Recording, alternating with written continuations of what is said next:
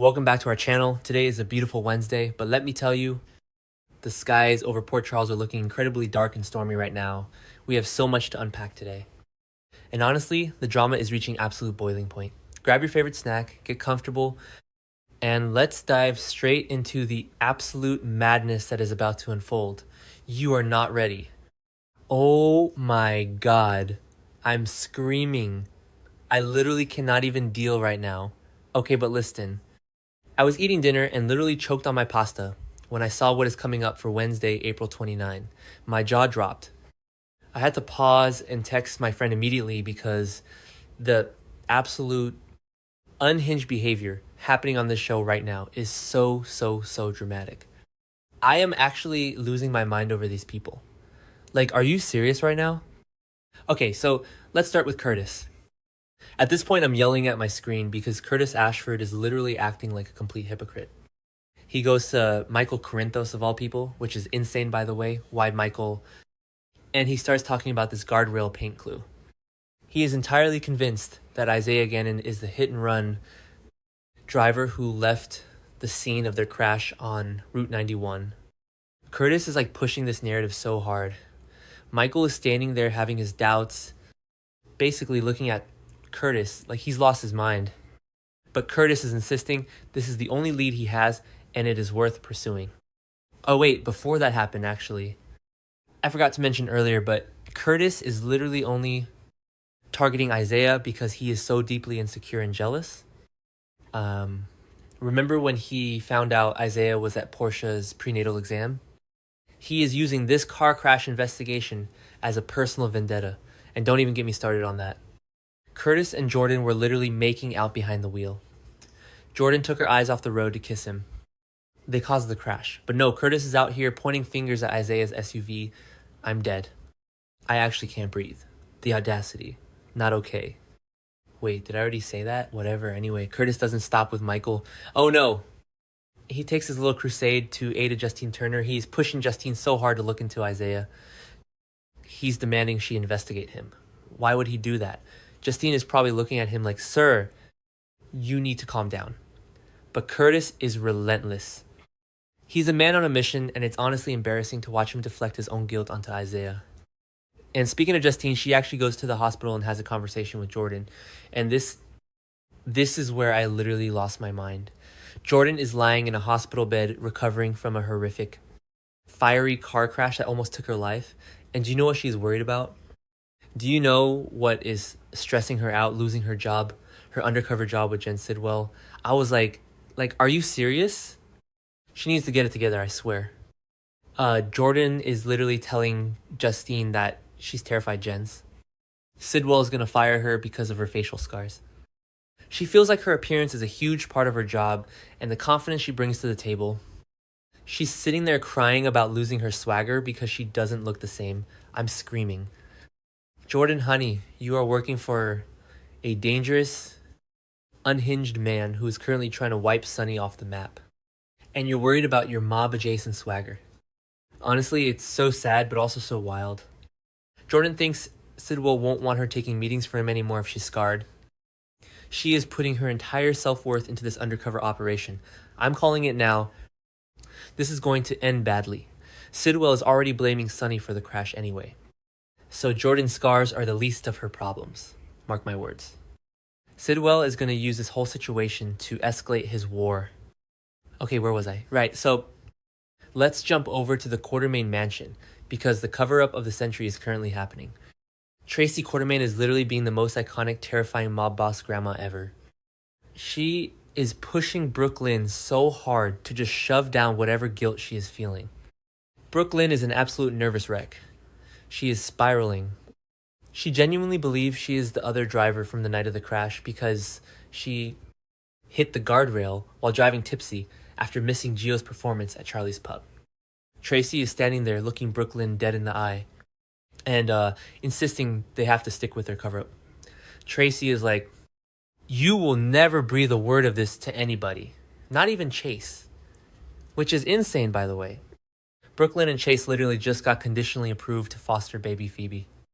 If Brooklyn confesses to a hit and run, she loses Phoebe, she loses Chase, she loses everything. Tracy feels like if Brooklyn can just keep everyone in the dark and move on with her life, she'll be saving herself a whole lot of heartache. But honestly, the irony is killing me. Brooklyn didn't even cause the crash. Jordan caused the crash by kissing Curtis. Brooklyn just scraped the guardrail and kept driving because she was scared of a breathalyzer. And then Danny and Charlotte were in the other car that Jordan swerved to avoid. It's a massive chain reaction of terrible decisions. And Brooklyn is carrying all this guilt for something that wasn't even her fault. My jaw dropped when Tracy told her to basically just get over it. The Quartermains do not play seriously. Oh wait, I need to talk about Christina and Lucas. So Christina pays Lucas a visit at GH. She's got this big idea. She makes a suggestion to Lucas about how to handle the whole Jen Sidwell and Marco Rios murder situation. Christina might be feeling like Ethan Lovett can help Lucas seek justice. Because remember, Ethan is back in town. Ethan Lovett is working for Sunny now. And he absolutely hates Sidwell for what he did to Holly Sutton. And Christina and Ethan have been having these flirty catch-up sessions. So, of course, she's going to suggest Ethan as the solution to all their problems. But Lucas is literally like, I think it's okay for me to sit this one out. He completely shuts Christina down. Why would he do that? Lucas is currently living at Wyndemere, right in the belly of the beast. He's surrounded by Sidwell and Pascal. And I forgot to mention earlier, but Cassius, who is pretending to be Nathan, I hate him, literally planted the idea in Sidwell's head that Lucas is the one who killed Marco Rios. Lucas is in so much danger. But Lucas tells Christina he's sitting it out because he already has a plan of his own underway.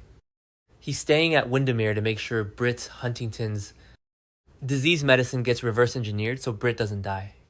He is risking his life for Marco's project. It's so heroic, but also so stupid. I am literally terrified for him. Pascal is a grieving, murderous father figure who wants blood, and Lucas is just casually declining Ethan's help. I can't even deal right now. Skull emoji. Okay, but the absolute biggest, most unhinged part of this episode. Are you ready, Willow and Michael? I am actually shaking just thinking about it. So Michael has this meeting with Willow, and Willow is actually trying to play nice. She's had a chance to cool off since their massive screaming match at Crimson, and she takes a softer approach. She's hoping they can keep things civil this time around. And then Willow asks for a favor. The audacity. After everything she has done, after threatening Michael, after calling Jacinda that, and demanding she stay away from Wiley and Amelia, she has the nerve to ask Michael for a favor. I was literally yelling at my screen. She is so hypocritical and self-righteous. She literally shot Drew Kane, paralyzed him, is currently blackmailing her own mother, Nina, with a syringe full of paralytic, and she wants a favor. I don't know what the favor is yet, but if it involves alienating Jacinda in any way, Michael is absolutely not going to be on board with it. No matter how nicely Willow asks, Michael is fiercely defending Jacinda right now.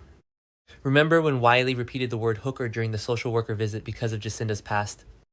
Willow lost her mind. She is so jealous that Wiley is bonding with Jacinda over spiders and video games. She is terrified of being replaced as a mother figure. But Michael's done playing games. The spoilers say Michael will move forward with a secret plan against Willow soon. Yes, Michael.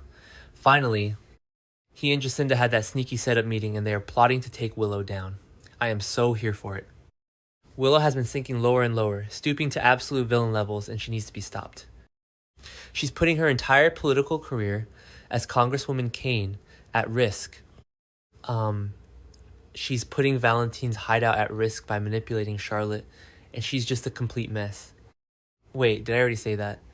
Whatever, anyway, the tension is literally off the charts. Michael is about to drop a bomb on Willow's life. And she is sitting there asking for favors like she holds all the cards. She doesn't even know that Elizabeth Baldwin is currently visiting Drew and offering him communication tools. If Drew learns how to blink SOS or use a computer, he is going to expose Willow as his shooter.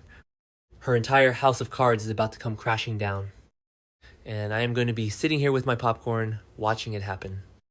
And don't even get me started on the whole Jason situation that ties into all of this. Like, Danny is out here trying to join the mob to take down Sidwell because he thinks Sidwell got Jason arrested.